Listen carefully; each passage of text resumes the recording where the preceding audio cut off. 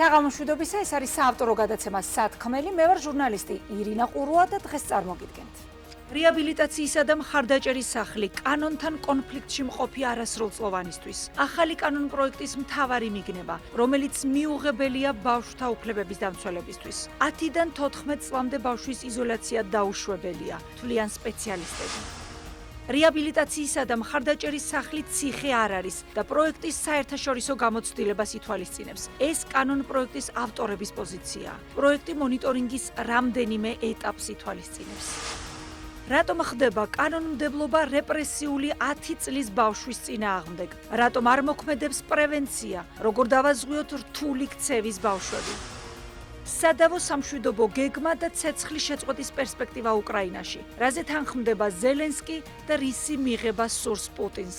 საქართველოსა და მის ფარგლებს გარეთ მიმდინარე ყველაზე მნიშვნელოვანი პროცესების ანალიზი გადაცემაში. სათქმელი ირინა ყურუასთან ერთად.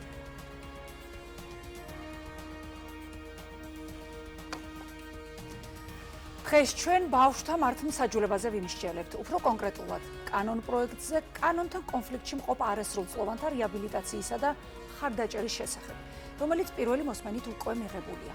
პროექტით კანონის მოქმედება გავრცელდება იმ არასრულწლოვანზე, რომელთა მიმართებითაც არსებობს დასაბუთებული ვარაუდი, რომ სისხლის სამართლის კოდექსით გათვალისწინებული მართლსაწინააღმდეგო ქმედება ჩაიდინა და ამ ქმედების ჩადენამდე არ შესრულებია 14 წელი. მოკლედ მოგიყვებით ამ კანონ პროექტის შინაარსზე. კანონთან კონფლიქტში მყოფ არასრულწლოვანთა რეაბილიტაციისა და მხარდაჭერის პროცესი რამდენიმე ეტაპისგან შედგება. კერძოდ, ითვალისწინებს კანონთან კონფლიქტში მყოფი არასრულწლოვნის ცენტრში გადამისამართებას, რასაც პროკურორი განახორციელებს. ასევე ითვალისწინებს კანონთან კონფლიქტში მყოფი არასრულწლოვნის მდგომარეობის და მისი ინდივიდუალური საჭიროების შეფასებას, შესაბამის სერვისებში, პროგრამებში ჩართვა გადამისამართებას და მონიტორინგს. არასრულწლოვნის მდგომარეობაზე მონიტორინგი განხორციელდება პროგრამის დასრულების შემდეგაც. კანონით განსაზღვრულ შემთხვევებში განხორციელდება კანონთან კონფლიქტში მყოფი არასრულწლოვნის გადამისამართება არასრულწლოვანთა რეაბილიტაციისა და მხარდაჭერის სახლში. ეს იმ შემთხვევაში მოხდება, თუ ჩაითვლება, რომ სერვისში, პროგრამაში ჩართვას არ ექნება პოზიტიური შედეგები და თავიდანვე საჭიროა უფრო ინვაზიური მეთოდების გამოყენება. სწორედ ეს არის ის ჩანაწერი, რომელმაც ბავშვთა უფლებებზე მომუშავე სპეციალისტების შეშფოთება გამოიწვია. მიუხედავად იმისა, რომ კანონ პროექტის ავტორების მტკიცებით, კანონს არც დასჯის მიზანი აქვს და არც რეაბილიტაციისა და მხარდაჭერის სახლია ციხის მსგავსი დაწესებულება. სპეციალისტები მიიჩნევენ, რომ 14 წელს მიუღწეველი მოზარდის ოჯახს მოწყვეტა უკვე გამოუსწორებელ ზიანს აყენებს მის ფსიქიკას და შემდგომ ღონისძიებებს პოზიტიური შედეგი ვერ ექნება. პროექტით არასრულწლოვანთა რეაბილიტაციისა და მხარდაჭერის სახლში დასაშვები იქნება 10-დან 18 წლამდე ასაკის კანონთან კონფლიქტში მყოფი იმ არასრულწლოვნის გადამისამართება, რომელმაც სისხლის სამართლის კოდექსით გათვალისწინებული მართლსაწინააღმდეგო ქმედება ჩაიდინა 10-დან 14 წლამდე ასაკში. იუსტიციის სამინისტრო სისტემაში ახალი საჯარო სამართლის იურიდიული პირი კანონთან კონფლიქტში მყოფ არასრულწლოვანთა რეაბილიტაციის და მხარდაჭერის ცენტრი შეიქმნება, რომელიც რეაბილიტაციისა და მხარდაჭერის პროცესის წარმმართავი და მაკოორდინირებელი ორგანო იქნება. ბავშვთა საკითხებზე მომუშავე სპეციალისტები კანონ პროექტს რეპრესიულს უწოდებენ. საჯარო მოხელეთა პროფესიულმა კავშირმა, კონსტიტუციის 78 მუხლი, ფსიქოლოგთა, ასევე მედიატორთა პროფესიულმა კავშირებმა და სოციალურ მუშაკთა გაერთიანებამ ერთობლივი განცხადება გაავრცელეს და კანონ პროექტის მიღების პროცესის შეჩერება მოითხოვეს. განცხადებაში ხაზგასმულია, რომ საკანონმდებლო ცვლილებები გამოიწვევს ბავშვთა სტიგმატიზაციას, მათი სოციალური და ემოციური განვითარების შეფერხებას, დეპრესიის, შფოთვის, თვითდაზიანებისა და სხვა ფსიქიკური მდგომარეობის ალბათობის ზრდას. სპეციალისტები თვლიან, რომ დაუშვებელია სახელმწიფომ ხელი შეუწყოს ბავშვთა იზოლაციას. როგორც საზოგადოება ვერ განვითარდება პრობლემის დამალვით, ისე ბავშვის ქცევა ვერ შეიცვლება მისი იზოლაციით, მიაჩნიათ სპეციალისტებს. კიდევ რა რისკების მატარებელია კანონ პროექტი და როგორ შეიძლება მათგან დავაზღვიოთ ბავშვები, ამ საკითხებს სპეციალისტებთან ერთად განვიხილავთ. დღეს ჩვენ იმ სამშვიდობო გეგმაზეც ვიმსჯელებთ, რომელმაც რუსეთს უკრაინაში ცეცხლის შეწყვეტა უნდა აიძულოს. მსოფლიო ყურადღების ცენტრში ისევ რუსეთ-უკრაინის ომია. მთავარი მომლაპარაკებელი აქ დონალდ ტრამპია. გაჩნდა მოლაპარაკებების განახლების იმედიც, თუმცა მას შემდეგ, რაც ტრამპის 28 პუნქტიანი სამშვიდობო გეგმის შესახებ გახდა ცნობილი, დოკუმენტი იმთავითვე სადავოდ აღმოჩნდა. ბევრი მას უკრაინის კაპიტულაციის გეგმადაც კი განიხილავდა. უკრაინის პრეზიდენტმა საჯაროდ განაცხადა, რომ ქვეყანა ურთულესი არჩევანის წინაშე იდგა, ღირსების დაკარგვა ან და მთავარი პარტნიორის, ამერიკის შეერთებული შტატების დაკარგვის რისკი, თქვა ზელენსკიმ ვიდეო მიმართვაში. მალე დასავლური მედია აჭრილდა ჰედლაინებით, რომ უკრაინას სამშვიდობო გეგმას დათანხმდა, რაც ჟენევაში გამართული შეხვედრის შემდეგ მოხდა.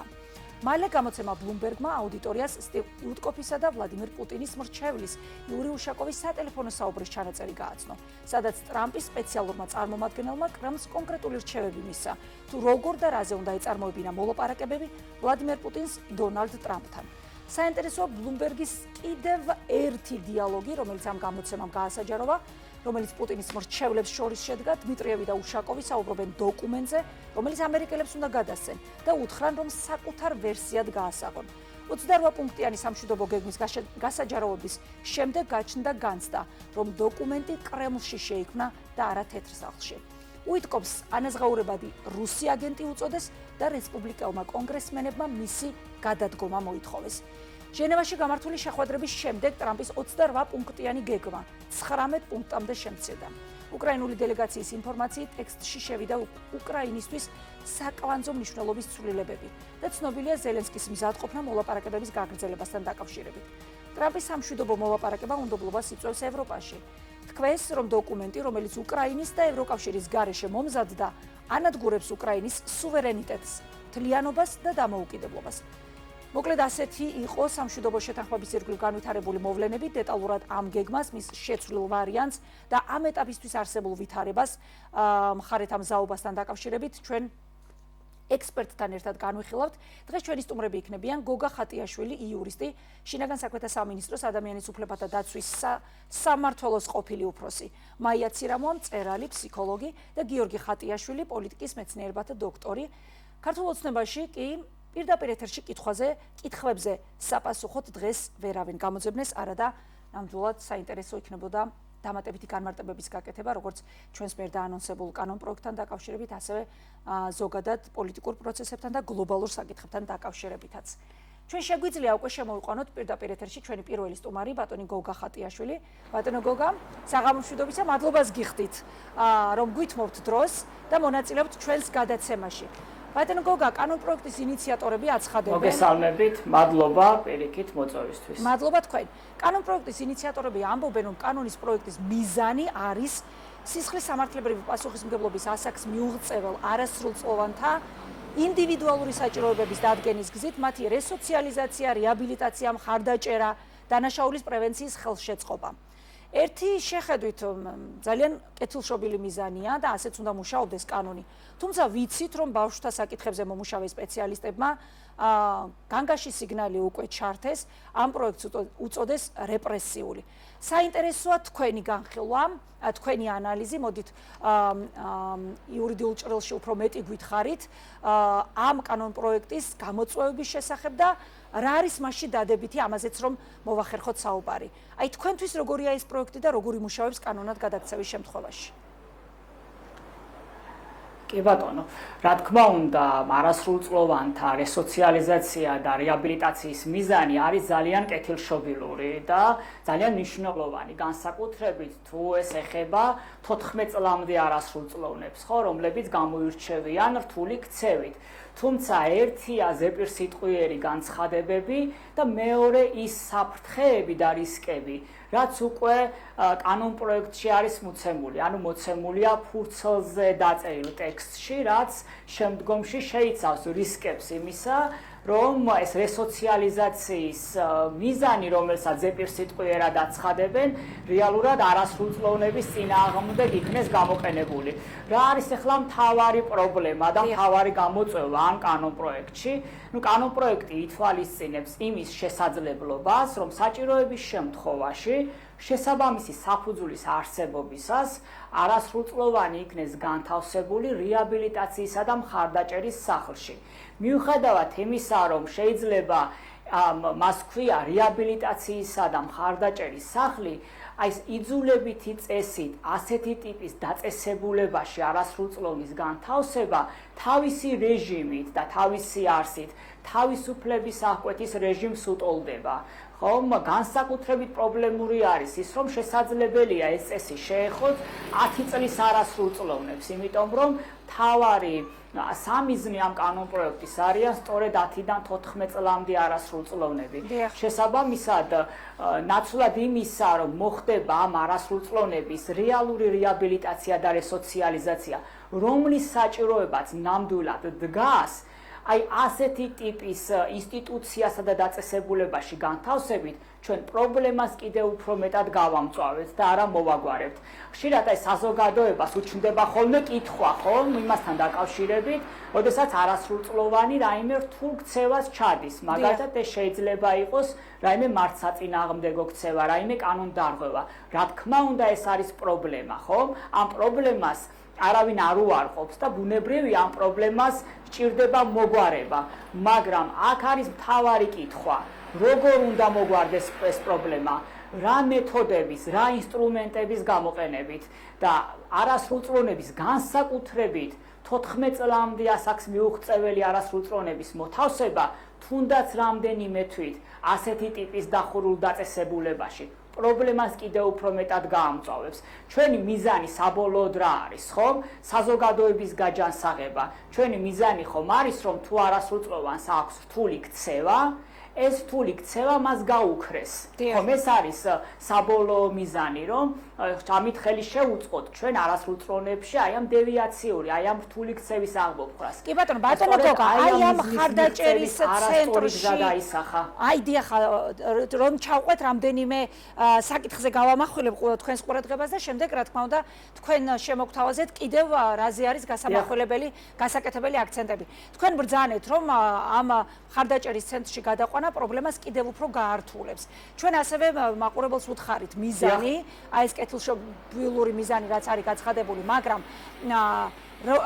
როგორ ვერ მოაგვარებს, ანუ იზოლაცია, გაყვანა, ეს არის დროებით პრობლემისგან თავის არიდება? აი შედეგი როგორი იქნება? თუნდაც მოკლევადიანი, ან თუნდაც გრძელვადიანი, ამაზეც ვიმსჯელოთ, გადაყვანა სპეციალურ სივრცეში ბავშვს დაათმობინებს მიდრეკილებას, მაგალითად, კანონთან შეუსაბამო ქცევებისადმი, ან მსგავსი ფიქრებისადმი. სად არის მთავარი პრობლემა? კი ბატონო, ნამდვილად ვერ ამ კითხვაზე პასუხი არ უარყოფით და შევეცდები რომ ცოტა ვცლად ავხსნა, ხომ რა არის მთავარი პრობლემა. ხშირად სახელმწიფო და საზოგადოებაც უყურებს ამ საკითხს შემდეგნაირად, რომ პრობლემას მიიჩნევს ბავშვი. პრობლემა ბავშვი კი არ არის. პრობლემა არის ის რთული ქცევა, რომელიც ბავშვს აქვს. ამ რთულ ქცევას, აი ამ კანონსაწინააღმდეგო ქცევას გარკვეულ რისკ ფაქტორები იწვევს, ხომ ასეა? შესაბამისად, ჩვენ უნდა მოვახდინოთ ამ რისკ ფაქტორების იდენტიფიცირება და მათ დაძლევაზე უნდა ვიმუშაოთ. საქართველოს პრეზიდენტის ბრძანებულებით, ეს არის 2012 წლის ბრძანებულება, არის დამტკიცებული არასრულწლოვანთა დანაშაულის პრევენციის სტრატეგია. ეს არის მოქმედი დოკუმენტი, რომელიც პირდაპირ განსაზღვრავს ჩამოთვლის, ხომ, როგორ უნდა შევუწყოთ ხელი ჩვენ არასრულწლოვანთა დანაშაულის პრევენციას და არსებობს ამ პრევენციის 3 დონე. პირველი დონე რას ნიშნავს? პირველადი პრევენცია. პირველადი პრევენცია გულისხმობს იმას, რომ ის ეხება ქვეყანაში მცხოვრებ ყველა არასრულწლოვანს, ყველა ბავშვს და ძირითადად იცით რაზე არის ორიენტირებული? ორიენტირებული არის არასრულწლოვანთა აღზრდასა და სოციალიზაციაზე, განათლებაზე, თავისუფალი დროის რაციონალურად გამოყენებაზე, ჯანსაღი ცხოვრების წესი, ანუ ძირითადად საგანმანათლებლო ღონისძიებებზე არის ორიენტირებული და ეხება აბსოლუტურად ყველა არასრულწლოვანს. ასევე ამ ბრძანებულებით არის განსაზღვრული მეორე დონის პრევენცია. მეორე დონის პრევენცია უკვე რას გულისხმობს? გულისხმობს უკვე კონკრეტულ სეგმენტზე მუშაობას, ანუ იმ რისკ ჯგუფების გამოვლენას, ხო, რომლებსაც აქვთ რთული ქცევა. ანუ გულისხმობს ეს რისკ ფაქტორების იდენტიფიცირებას და მათ დაძლევაზე მუშაობას. და მესამე დონის პრევენცია უკვე ეხება იმ არასრულწლოვნებს, ხომ, რომლებმაც რაიმე კანონსაწინააღმდეგო დევიაციური ქცევა ჩაიდინეს. ეხლა ისმის შეკითხვა, სახელმწიფო რამდენად ახორციელებს საკმარის ღონისძიებებს პირველი, მეორე ან მესამე დონის პრევენციისთვის, ხომ? ეს არის კანონით განსაზღვრული. მაგალითად, გასულ წელს საქართველოს პროკურატურამ გამოიკვლია არასრულწლოვანთა მახასიათებლები. 14 წლიდან 18 წლამდე ასაკის არასრულწლოვანთა მახასიათებლები, რომლებმაც დანაშაულებრივი ქმედებები ჩაიდინეს. და რა ირკვევა, იცით, აი ამ კვლევის შედეგად, რომ არასრულწლოვანთა უმეტესობა გულისხმობს 14-დან 18 წლამდე არასრულწლოვანებს. დაახლოებით 70% ჩადენილი აქვს საკუთრების წინააღმდეგ მიმართული არაძალადობრივი დანაშაულები და ძირითად შემთხვევებში ეს გულისხმობს სავაჭრო ცენტრებში ჩადენილ დანაშაულებს და ტანსაცმლისა და ტკბილეულის ქურდობას. ანუ საჭიროებებზე ამახვილებთ ყურადღებას ბატონო გოგა, ანუ ეს არის ეკონომიკური ფაქტორებთან კავშირში. გამოიკვეთა? დიახ. სასახად. დიახ, ცალსახად, აი ნახეთ კიდევ აი ამ კვლევის შედეგად რა გამოიკვეთა, რომ მაგალითად, ვისაც აქვს ჩადენილი საკუთრების წინააღმდეგ მიმართული დანაშაულები, ხო?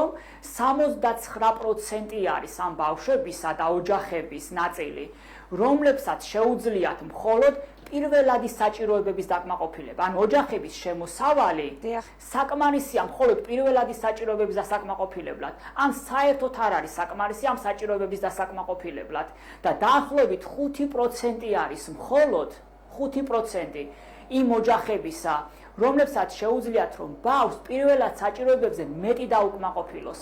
ესე იგი, რისკ ფაქტორები ჩვენ უნდა ვეძებოთ ამ სოციალურ-ეკონომიკურ პრობლემებშიც, ხო, სოციალურ-ეკონომიკურ გამოწვევებშიც და შესაბამისად მთავარი, ესე ვთქვათ, სტრატეგია უნდა იყოს იმ რისკ ფაქტორების დაძლევა, რაც ასეთ რთულ ქცევას იწვევს.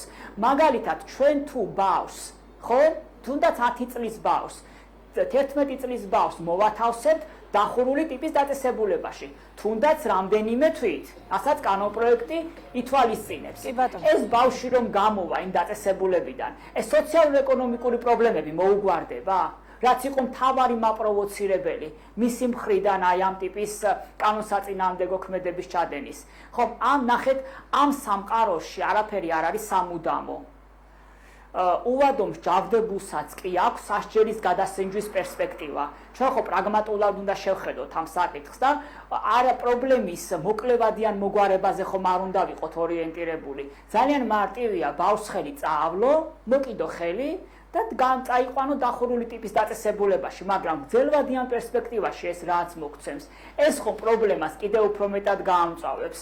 არადა დროული სწორი ჩარევის შედეგად შესაძლებელია, რომ ანტისოციალური და დანაშაულებრივი ქმედებები საერთოდ გაქრეს. შესაბამისად, მთავარი სტრატეგია უნდა აეგოს იმაზე, რომ არსებობდეს ბავშვზე ორიენტირებული მრავალფეროვანი სერვისები. ამაზე უნდა მუშაობდეს მულტიდისციპლინური ჯგუფი. კი ბატონო, ბატონო გოგა. სხვადასხვა ეტაპზე თვითონ ეს კანონპროექტი მუშაობა. კი ბატონო, აი კანონპროექტი ახალი, ხო, ახალი კანონის მიღება უნდათ. ეს პრობლემა ხომ არ არის ახალი. ეს ხომ არ არის გუშინ შექმნილი. ამიტომ რასაც თქვენ ახლა ბრძანებთ და საითკენაც ამახვილებთ თვითონ სახელმწიფოს ყურადღებას, რომ ამაზე ამ საკითხზე უნდა იყოს აქცენტები გაკეთებული. დასკვნა როგორია, რაც თქვენ ბრძანეთ და ჩამოთვალეთ, ამ მიმართულებით არ არის საკმარისი ღონისძიებები თუ მონიტორინგის პრობლემა გვაქვს, აღსრულების თუ აი რაშია მთავარი პრობლემა? ის რომ ოჯახები ეკონომიკურად გასაძლიერებელია, ეს არ არის სიახლე, ხო? თუნდაც ამ მიმართულებით ან სკოლაში, როგორც თქვენ ბრძანეთ, ერთ-ერთი რგოლია, სადაც უნდა დაიწყოს, ხო, პრობლემის აღმოფხვრა და არა მას შემდეგ, რაც დანაშაული ჩაიდინა ბავშვმა, ან დანაშაულის ნიშნის შემცველი ქმედება, ხო? ამიტომ სახელმწიფომ რა გააკეთა, რა ვერ გააკეთა და რა მიმართულებით არის სამუშაო? დიახ, პირველ რიგში რა დასკვნად შეგვიძლია გავაკეთოთ, რომ სახელმწიფო ბავშვს ხედავს მხოლოდ მაშინ, როდესაც ის რაიმე კანონსაწინააღმდეგო ქცევას ჩადის.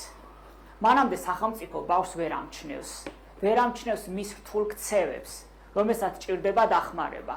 აქ გვაქვს ყველაზე დიდი პრობლემა.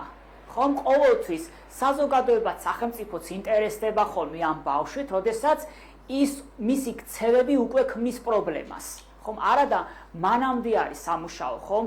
რატომ არის ასეთი ეტაპები გასავლელი პრევენციული თვალსაზრისით? იმიტომ რომ დროულად მოხდეს ჩარევა, ხომ? საზოგადოებრივ სივრცეებში, ოჯახში, ხო ბავშვის ინდივიდუალური მახასიათებლების გათვალისწინებით, მაგრამ წლებია სახელმწიფო აი ამ პრობლემას უგულებელყოფდა. ჩვენ 2015 წელს მივიღეთ არასრულწლოვანთა მართლმსაჯულების კოდექსი და ეს არის ძალიან კარგი კანონმდებლობა, ხო, რომელიც სწორედ 14 წლიდან ხო მაწესებს ფაქტობრივად სისხლის სამართლის პასუხისმგებლობას, ხო? მაგრამ თავარი პრობლემა არის ხოლმე ამ კანონების სათანადო აღსრულება. ერთი შეხედვით ფურცელზე ყველაფერი კარგად წერია, მაგრამ ეს კარგი კანონი, როდის იქნება ეფექტიანი, როდესაც ის მოხვდება კარგი აღმასრულებლის ხელში, ხომ ასეა? და აღმასრულებლებს ხომ ეს იქნება სამართალდამცავი უწყება, ბავშვზე ზრუნვის ინსტიტუციები, ხო, სოციალური მუშაკი, ფსიქოლოგი და ასე შემდეგ. უნდა კონდეთ სათანადო უნარები, ცოდნა იმისათვის, რომ ეს კანონმდებლობა აღასრულონ და ბავშვზე ორიენტირებულად გამოიყენონ. ანუ კვალიფიკაციის პრობლემაც მწვავედ დგას ბატონო გოგო, აქ არის არაპროფესიონალიზმიც ცალკე გამოწვევა. ერთი მხრივ კვალიფიკაციის პრობლემაც, ერთი მხრივ კვალიფიკაციის პრობლემაც და მეორე მხრივ არასაკმარისი რესურსებიც. ადამიანური მათ შორის ფსიქოლოგები, არასაკმარისი. დიახ, ზუსტად, სოციალური მუშაკების, ფსიქოლოგების და ასე შემდეგ. და ასევე ერთი საკითხი. 2020 წლის 1 იანვრიდან საქართველოს მთავრობის დადგენილებით მოქმედებს არასრულწლოვანთა რეფერირების წესი. და ძირითადად ეს წესი ორიენტირებულია სწორედ 14 წლამდე მიუღწეվել ბავშვთა რესოციალიზაცია რეაბილიტაციაზე და მულტისექტორულ მიდგომას ითვალისწინებს. იმ ბავშვებზე, რომლებმაც გაიმე კანონსაწინააღმდეგო ქცევები განახორციელეს. ისმის შეკითხვა, აი ამგვარი სისტემის არსებობა, რატომ არ აღმოჩნდა საკმარისი და რატომ გახდა საჭირო აი ასეთი ტიპის ახალი კანონპროექტის შემოღება. რატომ? აი თქვენი ანალიზი როგორია? ბოლო ტენდენცია. თქვენ რას ფიქრობთ, დასკვნა როგორია, რატომ გახდა საჭირო? კი, აი პირველ რიგში ნახეთ, ჩვენთან ეს არის სერიოზული პრობლემა ჩვენს ქვეყანაში, როდესაც რაიმე ინსტიტუციური ცვლილება, რაიმე საკანონმდებლო ცვლილება არ ეფუძნება ხოლმე როგორც წესი მტკიცებულებებს, კვლევებს, ანგარიშებს, ხომ? აი მაგალითად უკვე დაახლოებით 5 წელია, რაც არასრულწლოვანთა რეფერირების წესი მოქმედებს, მაგრამ ჩვენ არ ვიცით მისი შედეგები. არ ჩატარებულა ოფიციალური კვლევები, არ გამოკვლეულა ამ მიმართულებით, ხომ სპეციალისტთა საქმიანობა და შესაბამისად ხომ ჩვენ არ ვიცით მაგალითად ის შესაძლო უარყოფითი ან დადებითი მხარეები, რომელიც აი ამ რეფერირების სისტემას შეიძლება ახასიათებდეს. ამით იმის თქმა მინდა, რომ აი ასეთი ტიპის კანონპროექტები ხომ რაღაცა ზოგად აბსტრაქტულ რეგულირებას კი არ უნდა ეხებოდეს. არამედ კვლევებსა და ანალიზებზე უნდა იყოს დაფუძნებული, რომელიც გვაჩვენებს, ხომ, ერთი მხრივ რაიმე საკანონმდებლო ხარვეზი ხომ არ გვაქვს და მეორე მხრივ პრაქტიკაში, როდესაც მოხდა ამ კანონების გამოყენება, ხომ, რამდენად ეფექტიანად მოხდა, სადმე ხომ არ არსებობს რაიმე ტიპის გამოწვევა, რომელსაც ჭირდება დახვეწა. კიდევ ერთი ძალიან მნიშვნელოვანი საკითხი მინდა აღვნიშნო. როდესაც ეს არასრულწლოვნები, აი განსაკუთრებით 14 წლამდე ასაკის არასრულწლოვნები, ხო? ჩადიან რაიმე კანონსაწინააღმდეგო ქცევას და ძირითადად თქვით, რომ ეს არის ხოლმე საკუთრების წინააღმდეგ მიმართული არაძალადობრივი დანაშაულები. არც თუ ისე იშვიათად ამ ბავშვების უკან დგანან ზრდასრულები, სრულწლოვანი ადამიანები, რომლებიც ამ ბავშვებს იყენებენ ცოცხალ იარაღად. იმიტომ რომ იციან, რომ მათ არ დაეკისრება სისხლის სამართლის პასუხისმგებლობა და მაგალითად შესაძლებელია, რომ ამ ადამიანების ხელში ეს ბავშვები იყოს ძალიან კარგი მასალა აი ამ ტიპის დანაშაულების ჩასადენად. ამ რისკების დამხვევი ჩანაწერი, ბატონო გოგო, აი თქვენ რასაც ბრძანებთ და უმნიშვნელოვანესია, რასაც ბრძანებთ. ამ რისკების დამხვევი ჩანაწერი თქვენ ამ ახალ კანონპროექტში თუ ამოიკითხეთ, რასაც მე გადავავლე თვალი და ვნახე მსგავსი რამ არ არის. ვერა მოვიკითხეთ. დიახ. არ არის. მაგრამ იცით რისი აღნიშნა მინდა, რომ ჩვენი სისხლის სამართლის კოდექსის თანახმად ამ კითხვაზე პასუხი არსებობს. დიახ. და სამართლებრივ ტერმინსაც გამოვიყენებ და შევეცდები რომ ავხსნა.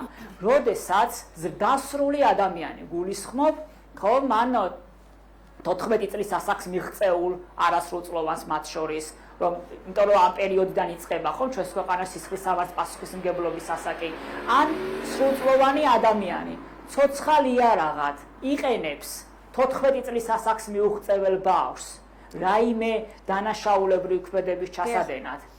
სწორედ ეს ადამიანი უნდა ისჯებოდეს. მას ქვია შუალობითი ამსრულებლობა. და ამიტომ დავსვათ შეკითხვა, ხო, პირველ რიგში სამართალდამცავ ორგანოებს გამოუვლენიათ თუ არა ასეთი ფაქტები. იმიტომ რომ არსებული ტენდენციები აჩვენებს, რომ როგორც წესი ამ ბავშვების გამოყენება ხდება ცოცხალი არაღად. ამიტომაც ძალიან მნიშვნელოვანია, ხომ, ამ მიმართულებითაც საგამოძიებო ორგანოები დაინტერესდნენ და ხელი შეუწყონ იმას, რომ მაგალითად თუ არსებობს რაიმე ჯგუფები, რომლებიც იყენებენ ამ ბავშვებს კრიმინალური ქცევების ჩასადენად, ეს იქნას აღმოფხვრილი. ბატონო გოგა, აი ამ რეაბილიტაციის და მხარდაჭერის სახლთან დაკავშირებით ასეთი კითხვაც მინდა დაგისვათ. კანონპროექტში წერია, რომ განთავსება შესაძლებელია 1 თვიდან 6 თვემდე ვადით, მაგრამ შესაბამისი მოთხოვნის შემთხვევაში კიდევ შეიძლება გახანგრძლივდეს სესვა და დიახ, გაგრძელება შესაძლებელია. აი ეს რა რისკებს წარმოშობს? ჩვენ შეიძლება ვივარაუდოთ, რომ მაგალითად ბავშვი 10 წლის ზემოთ 14 წელს მიუღწეველი ადამიანი, ბავშვი სრულწლოვანებამდეც კი აღმოდარჩეს ამ სახლში. აი ეს კიდევ სხვა ტიპის რისკებია და ხო, აი ამ მიმართულებით რა არის ყველაზე პრობლემური აქ? კი, პირველ რიგში უნდა აღვნიშნოთ ის, რომ აი ასეთი ტიპის სახლში განთავსება არასრულწლოვნის, ხო, მოთავსება ამ კანონპროექტში არ არის განსაზღვრული როგორც უკიდურესი ღონისძიება. ხო, აი ძალიან ფართოა იმ საფუძვლების ჩამონათვალი, როდესაც შესაძლებელი არის, რომ თუნდაც 10 წლის ბავშვი ასეთი ტიპის ინსტიტუციაში მოხვდეს. მეორე არის ხომ ამ ვადის გაგრძელების შესაძლებლობა, ხო? და თქვენ ნამდვილად სწორად ამოიკითხეთ, რომ შესაძლებელია ეს სრულწლოვანებამდეც კი გაგრძელდეს, სრულწლოვანების პერიოდამდე. და აი ამიტომ თავარი პრობლემა, თავარი გამოწვევა ამ კანონპროექტის სწორედ ეს არის. მიუხედავად იმისა, რომ ამ დაწესებულებას არ ქვია არც ციხე, არც საპატიმრო დაწესებულება, თავისი რეჟიმით, ფუნქციით სწორედ თავისუფლების აღკვეთის დაწესებულებას უტოლდება და ეს რა თქმა უნდა გამოიწვევს ხომ ამ ბავშვის აღქმას და მისთვის იალიყის მიწებებას, როგორც კრიმინალის, ხომ როგორც მაგალითად დანაშაულებრივი ქცევისკენ მიდრეკა, ეს ძალიან სტერეოტიპულ და დისკრიმინაციულ აღქმებს და ეს მის ქცევას კიდევ უფრო მეტად გაამწვავებს, იმიტომ რომ როდესაც ბავშვები იმყოფებიან, ხომ, რაღაც ხანგრძლივი ვადით, ასეთი დახურული ტიპის დაწესებულებაში, ეს აძლიერებს სტიგმას, შიშებს, დაუცველობის განცდას და ეს პრობლემას კიდევ უფრო მეტად გაამწვავებს. ამიტომ არის ძალიან მნიშვნელოვანი, რომ დაასრულეთ აზრი და ბოლო კითხვა მინდა დაგისვათ და დაგემშვიდობებით. კი, ამიტომ არის მნიშვნელოვანი, რომ ბავშვებთან მუშაობა მოხდეს მულტიდისციპლინური გუნდის მხრიდან, ხო? სხვადასხვა სპეციალისტების ჩართულობით, რომელიც არავითარ შემთხვევაში არ უნდა ითვალისწინებდეს მით უმეტეს 10 წლის ბავშვის განთავსებას, ხომ, რაიმე დახურული ტიპის ინსტიტუციაში ან დაწესებულებაში. კი ბატონო, და ბოლო კითხვა მინდა დაგისვათ ასეთი, პირველი მოსმენით უკვე მიღებულია ეს კანონპროექტი, რა მექანიზმი დარჩა? ამ კანონპროექტში კი წერია, რომ ჩართულები იქნებიან უკვე პროგრამების, სერვისების მიწოდების პროცესში სპეციალისტები, მაგრამ აი ახლა, როდესაც იურისტებიც ბავშვთა საკითხებზე მომუშავე სხვა ჯგუფები, ფსიქოლოგები განსაკუთრებით, სოციალური მუშაკები უარყოფითად აფასებენ ამ კანონპროექტს და უარყოფით გაცილებით მეცხედავენ, უფრო მეტიც რეპრესიულს უწოდებენ ამ კანონპროექტს. აი რა მექანიზმი დარჩა იმისთვის, რომ სახელმწიფოს, ანუ ავტორებს ამ კანონპროექტსა დაანახოთ, სად არის გამოწვევა და არსებობს თუ არა შანსი შეიცვალოს ეს ჩანაწერები, რაც გასასწორებელია თქვენი შეფასებით. კი, რა თქმა უნდა, მე ვფიქრობ, რომ მათ შორის მედიით ამ საკითხებზე საუბარი პირიქით ხელს უწყობს დისკუსიის გახსნას და ნამდვილად ძალიან დასაფასებელია, როდესაც ხო ჟურნალისტები ცდილობთ, რომ საზოგადოების სწორ ინფორმირებას შეუწყოთ ხელი, იმიტომ რომ აი ხშირად საზოგადოებაც არის ხოლმე გარკვეულწილად აი შურისძიებით განწყობილი ამ ბავშვების მიმართ და კი, ძალიან ცუდია, რა თქმა უნდა, ის ობიექტები ან ადამიანები, რომლებიც ზარალდებიან, ხომ, აი ამ კანონს საწინააღმდეგო ქმედებების შედეგად და ამ პრობლემას არავინ არ უარყოფს. უბრალოდ პრობლემის მოგვარების სწორ და ადეკვატურ გზებზე საუბრობთ ჩვენ, ხომ ასეა და არა ისეთ სტრატეგიებზე, რომელიც პრობლემას კიდევ უფრო მეტად გაამწვავებს და ხვალდაზე კიდევ უფრო მძიმე შედეგების მომტანი იქნება, ხომ? ამიტომაც აი ამაზე უნდა გავაკეთოთ აქცენტი. მეორე მხრივ ეს ბოლო პერიოდში, ხომ, ქართული ოცნების მიერ კანონპროექტების მიღების პროცესს თუ დავაკვირდებით, ჩვენ ვნახავთ, რომ ძირითადად ამისი მიღება ხდება ხოლმე სამოქალაქო საზოგადოების სპეციალისტების დაინტერესებული ადამიანების ჩართულობის გარეშე. და მაგალითად ვენეციის კომისიაც და ეუთო ოდირიც ამას აკრიტიკებს. იმიტომ რომ კანონპროექტის მიღების პროცესი უნდა იყოს ძალიან წარმომადგენლობითი, სხვადასხვა სპეციალისტების, სამოქალაქო საზოგადოების ჩართულობით. და ეს არის მნიშვნელოვანი. და მესამე, რა თქმა უნდა, უკვე კანონპროექტის კანონის სახით მიღების შემთხვევაში არსებობს ხომ სხვადასხვა ეროვნული თუ საერთაშორისო მექანიზმები, ხომ, სადაც შეიძლება რომ მისი ცალკეული დებულებები იქნეს გასაჩივრებული. ბატონო გოგა, ძალიან დიდი მადლობა იმისთვის, რომ გვეხმარებით იმ დისკუსიის წარმოებაში, რაც თქვენი შეფასებითაც ასე აუცილებელია საზოგადოების ინფორმირებისთვის. მადლობა დაგემშვიდობებით. გოგა ხატიაშვილის იურისტის პოზიცია მოვისმინეთ. ახლა საკითხის ფსიქოლოგიურ ასპექტებსაც მინდა რომ შევეხოთ და გვაქვს საშუალება შემოგთავაზოთ პროფესიონალის ქალბატონი მაია ცირამოას ფსიქოლოგის მოსაზრება. ქალბატონი მაია, მადლობას გიხდით, რომ გვითმობთ დროს და მართლაც გვეხმარებით გავაანალიზოთ თუ რა რისკებს შეიცავს ის კანონპროექტი, რამაც წესით უნდა დააზღვიოს რისკები და უნდა უზრუნველყოს იმ ბავშვების დაცულობა, ვიზე ჩვენ ვსაუბრობთ კონკრეტულად 10-დან 14 წლამდე ბავშვები. თქვენ ბრძანდებოდით ერთ-ერთი პირველი, ვინც გამოეხმაურა ამ კანონპროექტს და თქვენ მოსალოდნელ უარყოფით შედეგებზე სოციალური ქსელებითაც ისაუბრეთ. გითხარით თუ შეიძლება, აი რა არის ყველაზე საშიში ჩანაწერი ამ კანონპროექტში მათთვის განსაკუთრებით, ვინც 10 წელს ზემოთ არის, მაგრამ 14 წლისთვის არ მიუღწევია, მათ კონკრეტული შემთხვევების დროს სახელმწიფო ხედავს როგორც კანონთან კონფლიქტში მყოფი ბავშვები. მოდით გავხსნათ რა შეიძლება იყოს ყველაზე რთული და ყველაზე სწრაფად მოსაგვარებელი ამ მიმართულებით. მოგესალმებით.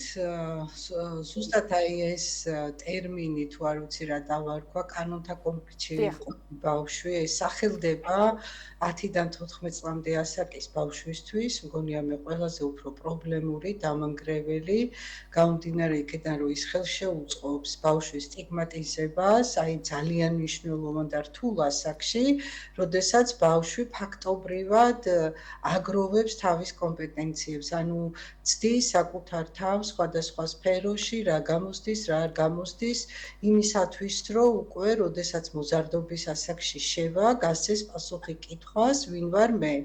ამიტომ ამ ასაკში ბავშვის ასეთი სტიგმატიზება მით უფრო აი ვერც კი წარმომიდგენია ბავშვის მოხვედრა სასამართლო დარბაზში ან რაიმე მსგავს დაწესებულებაში, მგონია რომ ეს იქნება ისეთი სერიოზული ტრავმა ბავშვის განვითარებისთვის. აღარაფერს ვამბობ იმაზე, რომ დაუშვათ უნდა გადაიყვანონ, ოჯახს მოწყვიტონ ბავშვი. კი ბატონო, ამაზე მინდა გავამახვილოთ ყურადღება, თუმცა მანამდე მინდა გკითხოთ 10-დან 14 წლის ბავშვი, აი ამ ასაკის ბავშვი, რამდენად აცნობიერებს ქალბატონ მაია ის აფასებს, ხედავს იმ ქმედებას ისეთ დანაშაულად, როგორადაც აღიქვამს კანონი და სახელმწიფო. აი ბავშვის ცნობიერება რამდენად არის მზად შეაფასოს ის ქცევა, რაც ჩაიდინა მან. ძალიან კარგი შეკითხვა და ეს არის ერთ-ერთი მნიშვნელოვანი საკითხი, რის გამოც არ შეიძლება ამ გადაწყვეტილების მიღება. ბავშვი ამ ასაკში დაახლოებით არის ესეთი მორალური განვითარების ესეთ საფეხურზე, როდესაც მას მიაჩნია მისი აზროვნება, მორალი, სოციალური უნარები მთლიანად მორგებულია ასეთ მსჯელობას, რომ კარგი საქციელია ის, რაც მე მომიტანს სარგებელს. აქედან გამომდინარე, ხა თქვენ წარმოიდგინეთ, თუ ჩვენ გვაქვს საქმე ბავშვთან, რომელსაც რაღაც სერიოზული დანაკლისი აქვს. ბავშვად საჭმლის ან ავტორიტეტის მოპოვების, ხო? ეს ორი მაგალითი ავიღოთ. აი არა აქვს საჭმელი, წავიდა მოიპარა, შენ მოკიდე ხელი, სასამართლოში გაამწესე, ბავშვისთვის ეს აღიქმება როგორც უსამართლო ქმედება, იმიტომ რომ ის ვერ იაზრებს. მას არა აქვს ჯერ ჩამოყალიბებული ეგრეთ წოდებული პრეფრონტალური კორტექსი, ანუ თავის ტვინის ის უბნები, რომელიც მაგალითად 100-ჯერ გაზომე ერთხელ გაჭერი, თუ ამას გავაკეთებ, შედეგი ეს იქნება. მე მინდა რაც შეიძლება გასაგებად ვილაპარაკო, რომ ყველა ის ეს ხო? ეს უნარი ჯერ ბავშვს არ გააჩნია, ამიტომ ის ამას ვერ გაიგებს და შესაბამისად ასეთი მოპყრობა ბავშვისთვის იქნება ძალიან ტრამბული. ამას თუ ემატება კიდევ ოჯახიდან სეპარირება, გაყვანა ბავშვის და ამბობენ, რომ იქო ფსიქოლოგები იმუშავებენ. ამას ვიმეორებ, რაც ეს ამბავი გავიგე მას შემდეგ, რომ ვერც ერთი ფსიქოლოგი ვერ შეძლებს აი იმ ტრამვის, ასე ვთქვათ, გამოსწორებას თუ აღდგენას, რასაც ბავშვი მიიღებს ამ პროცესში მოხვედრით. აი ხარ ბავშვი, რომელსაც მაგალითად უნდა რომ კონდეს ავტორიტეტი, იყოს აღიარებული. ავტორიტეტი არ უნდა რომ ისე გაიგოთ, როგორც ეს. კი ბატონო, გასაგებ. და ამას ბავშვმა მიაღწია ძალადობრივი გზით, ხო? აქ ის კი არ არის გამოსავალი, რომ დასაჯო ეს ბავშვი. არამედ ამ ბავშვთან უნდა იმუშაო მისი სოციალური უნარების, მისი მორალური, ასე ვთქვათ, განვითარების თვალსაზრისით და ასევე უნდა დაადგინო, რატომ, რაში სჭირდება ბავშვს ეს ქცევა. ყოველი ქცევა არის გარკვეული მოთხოვნილების დაკმაყოფილების საშუალება და ყოველთვის უნდა გაჩნდეს კითხვა, რა დგას ბავშვის ქცევის უკან, რა მოთხოვნილებას იკმაყოფილებს ბავშვი, შიმშილის, ძალაუფლების, ყურადღების მიპყრობა უნდა, იმიტომ რომ მარტოა, თუ მოწყენილია და ბევრი საკითხია და ამ საკითხების გარდა კიდე ჩვენ გვავიწყდება, რომ ჩვენ საუბრობთ თუნდაც იმაზე, რომ ჩვენს ქვეყანაში ძალიან სერიოზულია ბავშვთა სიღარიბის მაჩვენებელი. ეს არის ერთ-ერთი ფაქტორი, რატომაც გაიზარდა ამ ქვეყანაში არასრულწლოვანთა და განსაკუთრებით ამასაკის ბავშვთა დანაშაულებრივი ქმედებები.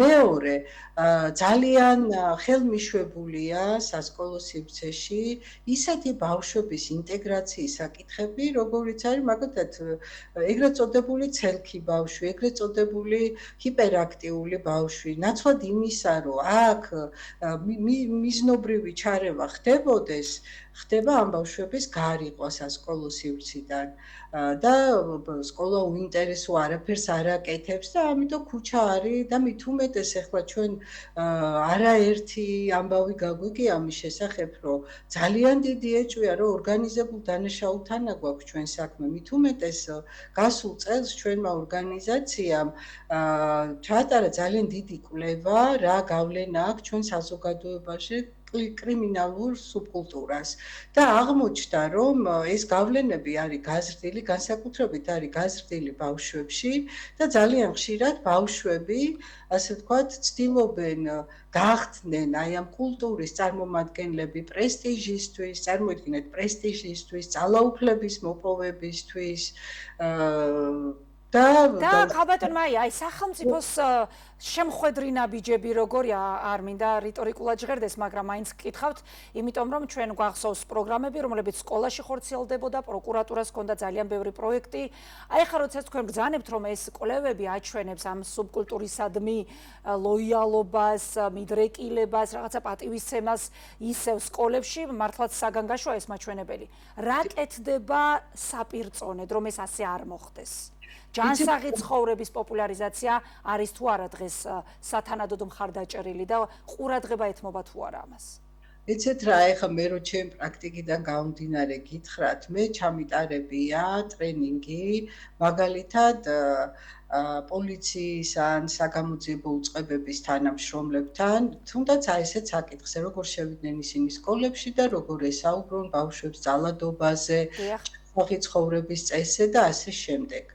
მე მიმუშავია პრევენციის რეფერალურ სამსახურთან, რეფერირების ცენტრთან, რომელიც ფაქტობრივად პასუხისმგებელი უნდა ყოფილიყო რისკების მქონე, ანტისოციალური ქცევის რისკების მქონე ბავშვებთან ემუშავად და დავინახე ერთი რამ, რომ ჯერ ეს ერთი მე აღარ გამიგია მე რომელიმე პოლიციელი შევიდა ისაუბრა და ამ ასე ვთქვათ ინიციატივას რაღაც გაგრძელება მოყვა თუმცა ეს იქნებოდა არაჩვეულებრივი და მეორე რაც შეეხება ამ რეფერირების ცენტრს აი კრიტიკას ვერ უძლებდა რა დაფინანსება აი მაგალითად მე მქონდა ერთ-ერთი რეგიონულ ოფისთან სუპერვიზიას უკეთებდი რთული кейსების განხილვა ხდებოდა და არ ჰქონდათ კომპიუტერი. დაფინანსება იყო მინიმალური, აბსოლუტურად არ იყო ეს გათვლილი იმ საჭიროებებზე, რაც აქვთ ბავშვებს. ანუ ბიუჯეტი, რაც გამოიყოფოდა აი ამ ეს იყო ფორმალური დაწესებულებები, სადაც ძალიან კარგ თანამშრომლებს სხვათა შორის უწევდათ მართლაც ქარის წისქვილებთან ბრძოლა, საოცარი უნარები, საოცარი განათლების, ბევრი მათგანი გაუშვეს კიდეც სამწუხაროდ ამ სივრციდან და შესაბამისად არასდროს არ იყო ეს პრიორიტეტული არც ერთი ხელისუფლებისთვის, რაც მე ბავშვებთან მუშაობ და განსაკუთრებით მუშაობ ბავშვებთან, რომელსაც აქვთ რთული ქცევითი გამოვლინებები, არც ერთი ხელისუფლებისთვის ეს არ ყოფილა მნიშვნელოვანი. იმდენად რომ დაუშვათ გაეძლიერებინა თუნდაც ზრუნვის სააგენტოში სოციალური მუშაკების გუნდის შექმნა. კი ბატონო. და რამდენი წელია საუბრობთ ამაზე. კაბატონ მაია ფერი არ ესაქმება პოლიციელს 10-დან 14 წლამდე ასაკის ბავშვთან და იუსტიციას. დიახ. ეს ჯანდაცვის, სოციალური და განათლების სისტემების ამოცანა მათ უნდა იმუშაონ ამაზე და ბატონო ესენიც ჩართულია კანონ პროექტში წერია, მაგრამ ახლა სწორედ იმას განვიხილავთ რა არის პრობლემა ამ კანონ პროექტში. კაბატონ მაია, რეაბილიტაციის და მხარდაჭერის სახლს მინდა დავუბრუნდე. რა ხდება თქვენ როგორც პროფესიონალს ფსიქოლოგს გეკითხებით ბავშვი, რომელიც გაიყვანეს სახლიდან, მას ჩადენილი აქვს 10-დან 14 წლამდე ეს საქციელი, რასაც დანაშაულად აღიქვამს ჩვენი კანონმდებლობა და ის მოწყვიტეს მშობლიურ გარემოს, მშობლებს, სკოლას, სხვა საზოგადოებრივ სივრცეებს, სადაც ის თამამად გრძნობს თავს და სადაც ის შინ გრძნობს თავს და აღმოჩნდა შემოსაზღვრულ ტერიტორიაზე, სადაც მას გადაადგილების უფლება აქვს, მაგრამ მას სურვილის მიუხედავად არ შეუძლია მისი დატოვება. გამოდის, რომ ეს მაინც დახურული ზონა, არ ვიცი თუ ვცდები თქვენ შემისწორეთ. ავჭალის დაწესებულებასაც ქვია სარეაბილიტაციო დაწესებულება. კი ბატონო, ამიტომ საინტერესოა რა ფიქრები მოდის, რა ხდება ფსიქოემოციური მდგომარეობის თვალსაზრისით და რამდენად შეიძლება ამ დროებით იზოლაციამ, დროებით გარიდებამ, არ ვიცი რა ვუწოდო, საზოგადოებრივი სივრცებიდან ამ ბავშვების დადოს შედეგი, რომ თუნდაც მოკლე, ხო, აი ამ ვადის შემდეგ ის დაბრუნდება აბსოლუტურად სხვა ქცევით და გამოსწორებული ქცევით. ვერანაირი პროგრამა, რაც არ უნდა კარგი პროგრამა იყოს ეს, რაც არ უნდა ესეთი გარემო იყოს, ვერ გახდება საპირწონე ბავშვისათვის იმ ტრამვის, რომელსაც ის მიიღებს საკუთარ ოჯახისგან, თემისგან, სკოლისგან, საზოგადოებისგან და აი ამ თავისუფალი სივრცისგან ასეთი გამოკეტვით. ეს წარმოუდგენელი ამბავი. ერთადერთი, როცა შეიძლება რომ ჩვენ ვისაუბროთ რაიმე სხვა სახელს დავარქმევდი უფრო ისეთ ჰუმანურს სახლზე ეს არის როდესაც ბავშვს არ აყავს მაგალითად მშობლები ან ისეთი მაღალი რისკებია რომ ოჯახში უფრო ზიანდება ბავშვი ამ შემთხვევაში შეიძლება არსებობდეს მცირე საოჯახო ტიპის დაწესებულება სახლი დაწესებულება ცოტა ისეთ სიტყვა სახლი სადაც მე მხოლოდ 4 ან 5 ბავშვს განვათავსებდი სადაც იქნებოდნენ ზრუნველი პირები ასე ვთქვათ აღმზრდელები და მაქსიმალურად სახლთან ოჯახთან მიახლოებული გარემო იქნებოდა ბავშვს არ შეეზღუდებოდა არანაირად წარმოუდგენელია ეს თანატოლებთან ურთიერთობა ივლიდა სკოლაში ივლიდა გარეთ მაგრამ აქ იქნებოდა შესაბამისი პროგრამა პროგრამები, წესები, რომელიც იქნებოდა ბავშვის იმ საჭიროებებზე ორიენტირებული, რაც იწვევს ბავშვის აი ამ ანტისოციალურ ქცევას. ეს შეიძლება იყოს მაგალითად ის, რომ ბავშვს არ შეუძლია დაბალი აქვს თვითრეგულაციის უნარი, ხო? აი მაგალითად ბრაზის მართვის პროგრამა შეიძლება იყოს უშუალოდ ასეთი ტიპის დაწესებულებაში. ან იყოს პროგრამა, რომელიც ხელშემწყობი იქნება ბავშვის მორალური განვითარებისთვის. ან იყოს პროგრამა, რომელიც უშუალოდ ქცევითი დარღვევების მქონე ბავშვს დაეხმარება შეცვალოს ეს ქცევა, რომელიც შეიძლება მისთვის გარკვეულწილად ადაპტაციური ქცევა, მე წეღამ თქვი, რომ ქცევის მიზანი ყოველთვის არის რაღაც მოთხოვნილების დაკმაყოფილება, ანუ ექნება შესაძლებლობა ისწავლოს ალტერნატიული სხვა გზებით ამ მოთხოვნილების დაკმაყოფილება და ეს მთელი მეცნიერება და ქცევითი თერაპევტები იყვნენ ჩართულები. მე ასე და აიქნება ასე ვთქვათ განვითარების კიდევ ბევრი სხვა საშუალება, ეს ფიზიკური განვითარება იქნება ასე შემდეგ. მხოლოდ ასეთ შემთხვევაშია შესაძლებელი ჩვენ ვისაუბროთ სახლზე, სადაც პირიქით ეს იქნება ძალიან დიდი, ასე ვთქვათ, სიკეთე სახელმწიფოს მხრიდან, როდესაც ის შესთავაზებს მყუდრო დაცულ ოჯახთან მიახლოებულ გარემოს ბავშვს, რომელსაც ამავდროულად აქვს გარკვეული ქცევითი პრობლემები, ბავშვს, რომელსაც არ ყავს მსრუნველი პირი. დიდი მადლობა. სხვა შემთხვევაში ეს იქნება ძალიან დიდი დანაშაული ამ თაობების წინაშე და იცით რა, მე მინდა აი თქვენთან თქვა, რომ აი მართლა მაინტერესებს თუ მოიძებნება საქართველოში ფსიქოლოგი, მე მას მოусმენდი დიდი ყურადღებით, რომელსაც იქნება რაიმე არგუმენტი, რომელიც გაამართლებს 10-დან 14 წლამდე ასაკის ბავშვების იზოლირებას. კი ბატონო, მართლაც საინტერესო, მართლაც საინტერესო. სამართლო დარბაზში და გამოკეტილ სივრცეში გამწესებას. ძალიან მაინტერესებს თუ არსებობს დღეს საქართველოში ასეთი ფსიქოლოგი. დიდი მადლობა ქალბატონ მაიამ, ნახოთ საინტერესოა რა კორექტივები შევა ამ კანონ პროექტში, სანამ კანონად გადაიქცევა. მადლობას გიხდით ამ საინტერესო რჩევებისთვის, რასაც პრინციპში თქვენ ახლა ხელისუფლებას და ამ კანონ პროექტის ინიციატორებსაც აძლევდით. მაია ცირამოას უსმენდით, ფსიქოლოგი გვიზიარებდა ანალიზს კანონთან კონფლიქტში მყოფ არასრულწლოვანთა რეაბილიტაციის და მხარდაჭერის შესახებ კანონ პროექტის გამოწვევებზე. ჩვენ მომდევნო სტუმარი უნდა ჩართოთ ამერიკის შეერთებული შტატებიდან პოლიტიკის მეცნიერებათა დოქტორი გიორგი ხატიაშვილი შემოგვერთდება პირდაპირ ეთერში. მასთან ჩვენ უკრაინის საკითხებზე ვისაუბრებთ, როგორც გადაცემის დაწყებისას გითხარით. ჩვენ ტრამპის სამშვიდობო გეგმაზე უნდა ვისაუბროთ და მოლაპარაკებების გაგრძელების პერსპექტივაზე. ბლუმბერგის მიერ ტრამპის და ზელენსკის მრჩევლების კომუნიკაციის ჩანაწერების გასაჯაროების შემდეგ გაირკვა, რომ ეს გეგმა რეალურად კრემლში დაიწერა და ამერიკელების მიერ მომზადებულად გამოცხადდა, თუმცა ყველა დეტალი ცნობილი არ არის. ვიცით ის, რომ თავდაპირველი 28 პუნქტიანი სამშვიდობო გეგმა შეიცვალა და ამ ეტაპზე 19 პუნქტისგან შედგება. თავდაპირველ ვარიანტს უკრაინის კაპიტულაციის გეგმადაც განიხილავდნენ. ასე მიიჩნევდნენ მაგალითად ევროკავშირშიც და აქ ათვლიან, რომ უკრაინის და ევროკავშირის ჩართულობის გარეშე შემუშავებული ვერანაირი გეგმა საბოლოოდ მშვიდობას ვერ მოუტანს უკრაინას და ჩვენ შეგვიძლია უკვე გავისაუბროთ ბატონ გიორგის საღამოშვიდობისა. მადლობას გიხდით, რომ გვერთვებით. ბოლო ინფორმაციის შესახებ მინდა გკითხოთ. ვრცელდება ინფორმაცია, პუტინი აკეთებს პრესკონფერენციაზე სხვადასხვა ტიპის განცხადებებს და მათ შორის მან თქვა ასეთი რამ, რომ არანაირ შეთანხმებაზე ხელმოწერას აზრი არ აქვს, ცეცხლი დასრულდება მაშინ, ან ტერიტორიებს დაცლის შეიარაღებული ძალები და ამის შემდეგ შეიძლება ვილაპარაკოთ მშვიდობასთან დაკავშირებითო.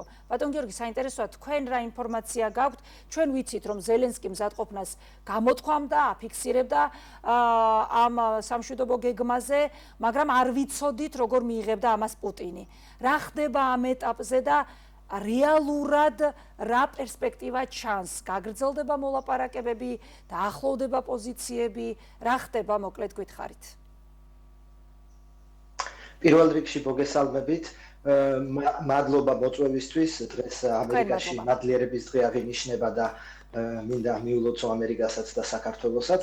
რაც შეეხება დღევანდელ პუტინის განცხადებას, ეს გაგრძელება იმ განცხადებისა, რაც ჩვენ გვესმის უკვე დიდი ხანია, ხო, რომ ამ უკრაინის ომი ცეცხლი ყოველ შემთხვევაში შეწყდება მაშინ, როდესაც უკრაინის შეიარაღებული ძალები დატოვებენ მინიმუმ დონეცკის ოლქს, ან ვიომებთ.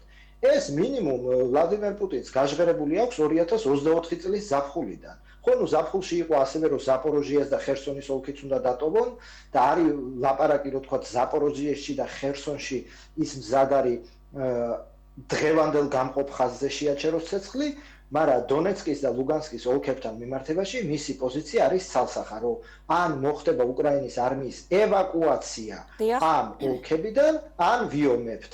და ეს მესიჯი მას ასე თქვა აქვს ასევე ალბათ უიტკოპსაც ამ მესიჯზე უბნებიან და შესაბამისად რა პერსპექტივი აქვს მოლაპარაკებებს, ხო? ეს საინტერესო გახდა უკაცრავად, აი ეს საინტერესო გახდა იმ ჭრილშიც, რომ მან თქვა, რომ არანაირ შეთანხმებაზე ხელმოწერას აზრი არ აქვს. აი რა გამოდის? ამდენი ვიშრომეო დონალდ ტრამპი ამბობს, კი გასაჯაროვდა ეს რაღაც ძალიან ხმაურიანი საუბრის ჩანაწერები დიალოგის, მაგრამ ის ამბობდა, რომ ახლოს ვართ შეთანხმებასთან, ახლოს ვართ ცეცხლის შეწყვეტასთანო და თუ ეხლა პუტინი ამბობს, რომ არანაირ სამშვიდობო გეგმებზე ხელმოწერას აზრი არ აქვს, რა გამოდის პუტინმა ხაზი გადაუსვა დონალდ ტრამპის შრომასაც, ისინი ხომ პერიოდულად ერთმანეთისადმი სიმპათიებს არ მალავენ. ესე იგი, ეს ხა ესეც ასე ვთქვათ პუტინის ესეთი პოზიცია დიდი ხანია, რომ უკრაინის ამჟამინდელი რეჟიმი, რადგან არჩევნებს არ ატარებს, არალეგიტიმურია და შესაბამისად მასთან ჩვენ არანაირ სამშვიდობო ხელშეკრულებას ხელს არ მოვაწერთ, მაგრამ ეგ უფრო მოლაპარაკებების პოზიცია მგონია, ანუ რაღაცა მაქსიმალისტური პოზიციის დაჭერა, რომ თქვა მინიმალისტური სარგებელი მაინც მიიღო, იმიტომ რომ რეალურად ხო ხელმოწერა არ არის პრობლემა არის რაზე შეთანხმდებიან და ეს პუნქტები თუ სიცოცხლეში განხორციელდება, ხო?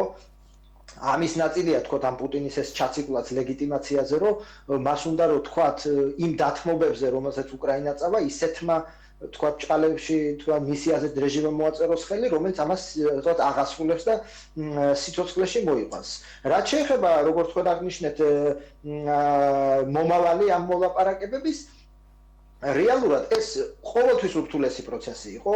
დონალდ ტრამპი კი იძახდა წინა საარჩევნოთ, რომ ერთ დღეში დავასრულებ, მაგრამ ეს ყველას ესმოდა, რომ ეს ერთ დღეში კი არა, უკვე რამდენი ხანი გავიდა და ეხლაც ურთულესი პირობებია წინ, იმიტომ რომ ამოსავალი წერტილი არის მრავალი საკითხი, მათ შორის ის, რომ რუსეთი ითხოვს იმ მიწებს, რომელიც მას უკვე 3 წელია სამხედრო გზით ვერ დაუკავებია და ითხოვს უკრაინისგან, რომ დატოვოს ეს მიწები. ხოლო უკრაინისთვის ეს პირველ რიგში პოლიტიკურად, ხო, ზელენსკისთვის ახლა შიდა პოლიტიკურად ეს ურთულესი საკითხია, მეორე დონეცკის ოლქში ეს რაიონები არის ყველაზე გამაგრებული ფორტიფიკაციები, რაც უკრაინას გააჩნია. ანუ ეს არის პრაქტიკულად განიარაღება ფრონტის ხაზის და რუსეთისთვის იმ მიწების მიცემა, ან ნუ აქ იმ პირველად 28 პუნქტში ეწერა, რომ ეს დემილიტარიზებულ ზონად ცხადდებოდა, რომელიც ასე ვთქვათ მას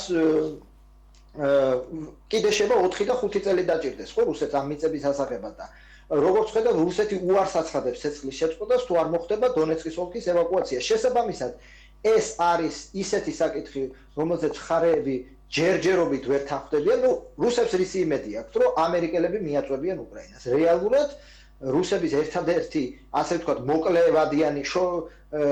ვადიანი იმედი ეს არის. ხანგრძლივ ვარიანტში, რაც დღესაც განაცხადა, ხო, რომ ან მოხდება უკრაინის არმიის მიერ ამ ტერიტორიების ევაკუაცია, ან ჩვენ სამხედრო გზით დავიბრუნებთ, ანუ ხანგრძლივ ვარიანტი არის, რომ ვიომებთ და ეს არის რეალურად ერთადერთი შანტაჟი თუ არა, რაც თქვათ რუსეთი ამერიკელებს აწვევა თუ მესიჯს უგზავნოს, ჩვენ მზათავართ და ვიომებთ. მის ინტერესში რეალურად ეხლა შედის ომის გაგრძელება, ბატონ გიორგი, პუტინის ინტერესში?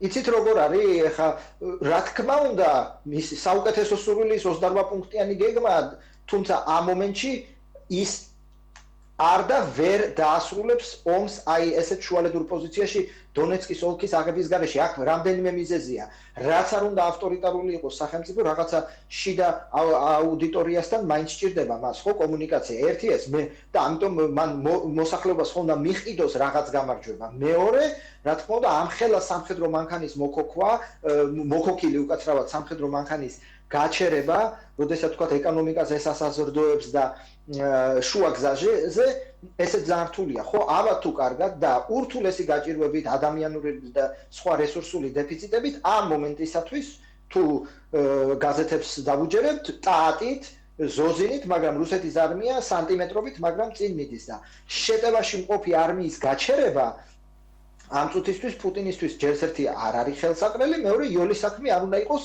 დიდი ბენეფიტების გარეშე. შესაბამისად, ყველაფერი ხო მოლაპარაკებებია და ყველაფერზე შეიძლება შეთანხმება, მაგრამ რაში გაიცვლება თქვათ ცეცხლის შეწყვეტა თუ ის ან დონეცკს ვერ მიიღებს, მაშინ რაღაცა სხვა ძალიან დიდი, ასე ვთქვათ, ჯილდო უნდა მიიღოს და ეს ჯილდო ჯერ არ ჩანს, ხოლო ის მზად არის შეიარაღებული მოქმედებები გააგრძელოს მიუხედავად სანქციებისა, მიუხედავად ეკონომიკური კრიზისის, იმიტომ ეს ასევე დასავლეთისთვის სიგნალია, რომ ვერ მომერევით. ხო, რაც არ უნდა დაასანქციონოს და რაც არ უნდა გაუჭირდეს, ხო, ბოლოს და ბოლოს ხალხს შეჯამენ და ომს გააგრძელებენ, იმიტომ რომ ეს ახლა პრესტიჟის საკითხის გარდა არის, ასე ვთქვათ, რუსეთის წარმოდგენაში, ხო, ეგზისტენციალური საკითხი, ეს სამხედრო მოქმედებები.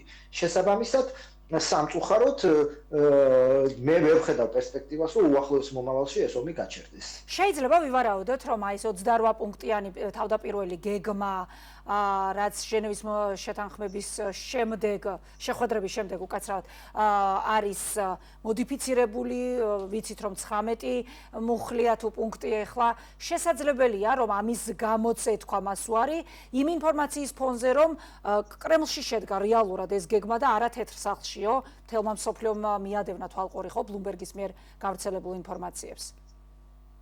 ხო, ნუ იმ ბლუმბერგით რო დავიწყოთ ახლა, კი რა თქმა უნდა, არასასიამოვნო ის იყო სტენოგრამის გავრცელება, მაგრამ სიმართლე რო ვთქვათ, რა წავიკითხეთ ახლა ისეთი შოკის მომგვრელი, რომ ხალხმა არ იცის და დაბნეულია, ხო? ალბათ მეორე დიალოგის მეორე ვარიანტი, სადაც თვითონ პუტინის მრჩევლები ცდილობენ, ამბობენ, რომ მივაწოდოთ ეს ამერიკას და მათ უნდა საზოგადოებას შეასაღონ როგორც ამერიკული ვარიანტი. ალბათ ეს უფრო იყო შოკის მომგვრელი, ვიდრე მართლა ახლა მომლაპარაკებლებს შორის საუბრის თავისებურებები არა?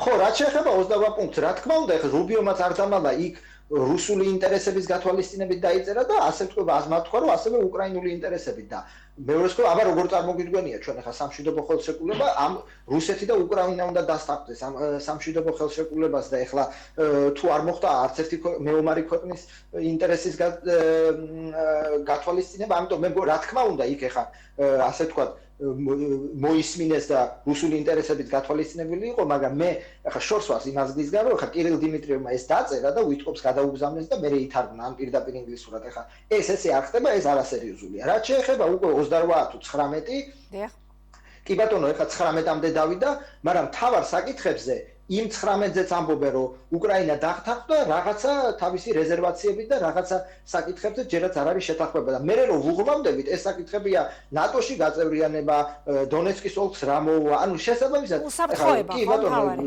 შემდგომი უსაფრთხოების გარანტიები დნეპრზე ნავიგაციის თავისუფლებაზე თანხმდება რუსეთი და უკრაინა დიდი ალბათობით, ხო და ფუნდამენტალურ საკითხებზე არ ამგონია, რომ 1 სანტიმეტრით მაინც წაწეული იყოს რამე შეთანხმება. შესაბამისად 28 იქნება 18 თუ 19, რეალურად რუსეთიც და უკრაინა წაწარმოებენ ერთ თამაშს, რომ პირში დონალდ ტრამპს უარს არ ეუბნებიან და მე ეს საქმე იწელება, იმიტომ რომ არ უნდა თუ იციან მისი ხასიათი, განაცხენება არ უნდა და ამიტომ თებერვლისგან განსხვავებით უკრაინა ძალიან ჭკვიანურად მოიქცა, რომ დასტანხდა 19-ია თუ 28 ორი იმედით, პირველი რომ თავარი საკითხები მოუგვარებელია და მეორე ის რომ რა თქმა უნდა იმედი აქვს რომ ვლადიმერ პუტინის მაქსიმალიზმი ამ პროცესს ჩაშლის, ეხა ბურთი რუსების მოედანზეა, რუსების ესე პირდაპირ ალბათ უარს არ იწყვიან, დღესაც პუტინმა თქვა რომ ეს შეიძლება დაედოს საფუძვლად მოლაპარაკებებს და შემდეგ რაღაცა შემუშავებას, იქნება ესეთი დიპლომატიური იწილო-ბიწილო, მაგრამ ჯერჯერობით, როგორც მე უკვე აღნიშნე, ცეცხლის შეწყვეტის პერსპექტივა ჯერჯერობით არ ჩანს.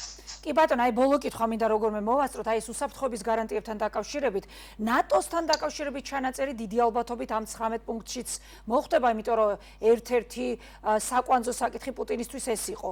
მაშინ, როდესაც საუბარია იმაზე, რომ ტრამპი აძლევს უსაფრთხოების მაღალ გარანტიებს უკრაინას, რა შეიძლება მოიაზრებოდეს აქ, თუ ნატოში გაწევრიანებაზე უარი ათქმევინეს უკრაინას, მაშინ აი რა განიხილება მაღალ გარანტიებად ქვეყნისთვის უსაფრთხოების?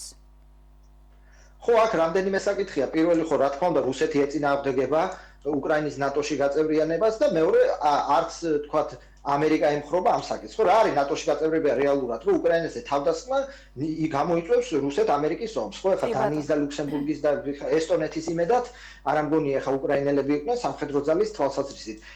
ამერიკა თუ არ თანხმდება ამ საკითხს, ესე იგი რაც არ უნდა უსაფრთხოების გარანტია იყოს, ის არის თქვათ ამაზე ნაკლები, ხო? ანუ თუ რუსეთმა განაახლა სამხედრო მოქმედებები, ამერიკის შეერთებული შტატები ომში არ ჩაერთვება. დანარჩენი ახლა ეს იქნება თვითმფრინავების მიწოდება, რაკეტების მიწოდება თუ ასე შემდეგ, ეს რა თქმა უნდა მაღალი დონის უსაფრთხოების გარანტია, თუმცა არა ისეთი, რაც არის აი რაც ნატოში წევრობა, ხო? რაც არის რომ შენ თუ თავს დაგესწრეს, შენ გამო ომი დაიწყება და შესაბამისად და მეორე საკითხი ახლა უკრაინა დათანხმდება თუ არა და ჩაწერს თუ არა კონსტიტუციაში, ეს შეება ვლადიმერ პუტინისთვის მნიშვნელოვანი საკითხი იმ კუთხით, რომ თქვა დაამციროს და თავისი გაიტანოს. აქ რეალურად ლაპარაკია, რომ შეიძლება ამ საკითხის ასე ვთქვათ, ესე იგი შემოვლითი გზით მოგვარება, შეიძლება თვითონ ნატო თქოს, რომ ჩვენ არ ვიღებთ უკრაინას და უკრაინას რას უნდა ეწეროს კონსტიტუციაში, რომ ეხლა ნატოში გაწევრიანდება თუ არა. ეხლა აქ შემოვლითი გზის პოვნა ნამდვილად შეიძლება, თავარია პუტინი ამას მიიღებს თუ არა. ხო, შესაბამისად და რეალურად ხო გასაგებია ეხლა ხო რომ დღეს არც გუშინ იღებდნენ უკრაინას ნატოში, დღესაც არ იღებენ და ხვალად ჯერჯერობით მოქმედი ადმინისტრაცია აცხადებს, რომ ეს საერთოდ დღის წესრიგში არ დგას უკრაინის მიღება, ხო? შესაბამისად ეს საკითხი ამ წუთას აი ესეთ მდგომარეობაშია. კი ბატონო, და აი ძალიან მოკლედ ევროპის ფაქტორი არ მინდა გამოგჩეს დღეს მაგალითად გერმანიის კანცლერის განცხადებაც იყო ისეთივე როგორც სხვა ევროპელი ლიდერების, რომ მოლაპარაკებები ევროპის გარეშე და უკრაინის ჩართულობის გარეშე რეალური მშვიდობის მომტანი ვერ იქნება.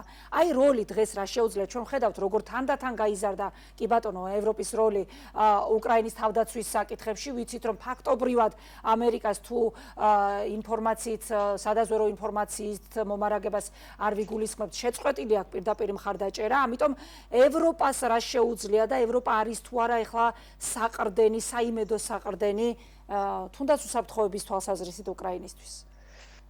ევროპას რა თქმა უნდა მნიშვნელოვანი როლი ეკისრება, მაგრამ თავს ნუ მოვიტყუებთ, ხო? ამერიკის შეერთებული შტატები ევროპის უსაფრთხოებისთვის არის უკაცრავად ევროპისაც და უკრაინის უსაფრთხოებისთვისაც არის ჩაუნაცვლებელი, ხო?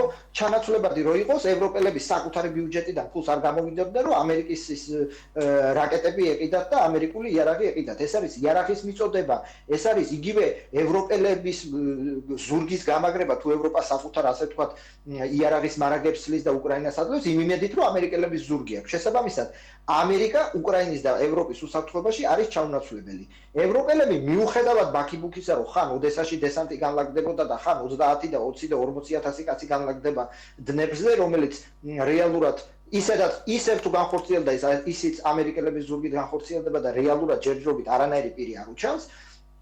ჯერჯერობით ევროპელების როლი არის, რა თქმა უნდა, ზელენსკის გამხნევება და ფულის ესე თქვა შეგროვება, რომ ამერიკული იარაღი უკიდო თქვა უკრაინას და ეს ფულიც ხო ეს ადრე თუ გვიან ეს ფული ხო საიდანღაც უნდა მოვიდეს, ან გადასახადები უნდა გაზარდონ, ან ის გაყინული რუსული აქტივები გამოყინონ ასე ვთქვა და დახარჯონ, რაც სხვათა შორის რო დავძინოთ, იმ პირველ 28 პუნქტშია ის რუსული აქტივების ასე ვთქვა განაწილება და ამერიკელების სარგებლის მიღება, ესეც მიანიშნებს, რომ შეიძლება რუსებმა ეს მიანიშნეს ამერიკელებს, რომ ეს ფულს მაინც ჩვენ ვერ ვნახავთ და იგებ თქვენ უკრაინას დაახარჯოთ ცოტა და თქვენ წაიღოთ და ასე შემდეგ და ევროპელებს არ გაატანოთ. ანუ ესეც შეიძლება იყოს თეორია, მაგრამ ევროპის რეალურად ჯერჯერობით აქვს ფული და პოლიტიკური და ეკონომიკური გამხნევება უკრაინაზე და რაღაცა სამხედრო კომპონენტი, მაგრამ ამერიკა უკრაინის უსაფრთხოების საკითხში იქნება დაზვერვა ევროპის ზურგი თუ იარაღის მიწოდება ან მიყიდვა ჩაუნაცვლებელია ამ მომენტისთვის.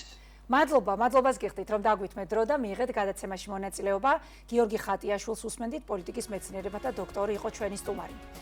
და ბოლოს გეტყვით, კვლავ პატიმრობაში რჩება ბათუმელების და ნეტგაზეთის დამფუძნებელი მზია ამაღლობელი, ჩემი სოლიდარობა მას, თავისუფლება მზია ამაღლობელს.